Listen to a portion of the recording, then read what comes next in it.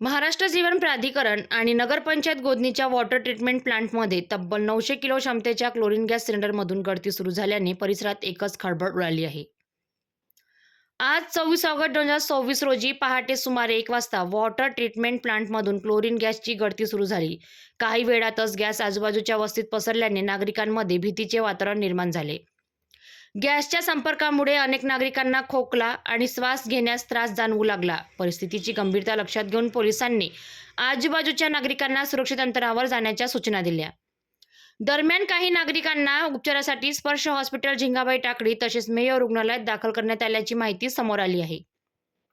घटनेची माहिती मिळताच महानगरपालिका अग्निशमन विभागाचे 2 वॉटर टँकर आणि ब्रीदिंग ऑपरेटर्ससह जवान घटनास्थळी दाखल झाले। परिस्थिती नियंत्रणात आणण्यासाठी OCWचे कर्मचारी आणि NDRFच्या पथकालाही पाचारण करण्यात आले। सर्वांच्या नजरा लागलेल्या असताना पहाटे सुमारे 5:30 वाजता क्लोरीनची गळती कमी झाली। त्यानंतर NDRF, अग्निशमन विभाग आणि OCWच्या कर्मचाऱ्यांच्या मदतीने क्लोरीन सिलेंडर कॉस्टिक सोडा मिश्रित पाण्याच्या टाकीत ठेवण्याची कार्यवाही करण्यात आली।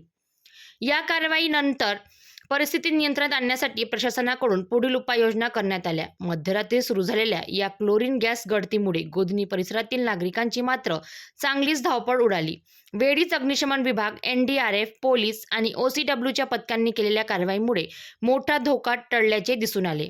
गोदनीतील या घटनेची नेमकी कारणे काय, क्लोरीन सिलेंडरमधून गळती कशी सुरू झाली आणि प्लांटच्या सुरक्षेची व्यवस्था किती सक्षम आहे याकडे आता नागरिकांचे लक्ष लागले आहे। तर अधिक माहितीसाठी पाहत रहा पब्लिक टू PM न्यूज 24।